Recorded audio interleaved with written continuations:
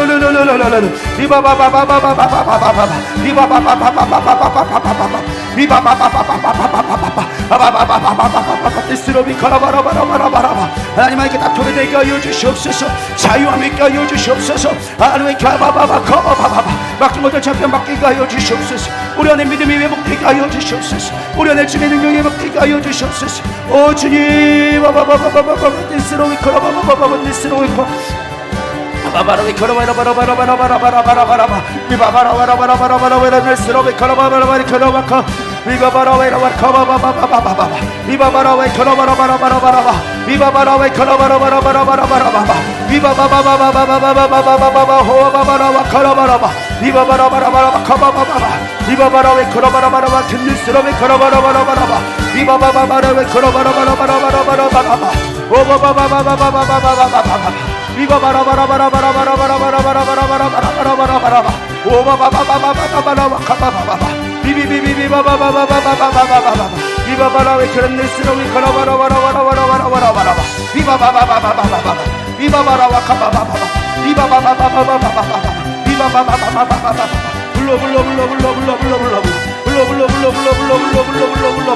주여 이 시간에 기름 부어주시옵소서. 이곳에 기름 부어주시옵소서. 충만케 채워주시옵소서. 충만케 채워주시옵소서. 아버지 가바 넘쳐나게 채워주시옵소서. 오 주님이 역사하여 주시옵소서. 주문이 약합니다. 보낼 수 있는 것이 없습니다. 주님 그들의 마음을 만져주시옵소서. 온전한 기름 부음을 하나님께 나가게 하여 주시옵소서. 자유함을 나가게 하여 주시옵소서. 진정한 회복을 경험케 하여 주시옵소서. 예배의 회복되게 하여 주시옵소서. 바바바라비 카라바바 디스라비 카라바바 디스라비 카라바바 디스라비 바바바레 캔데스라비 카라바바 디스라비 카라바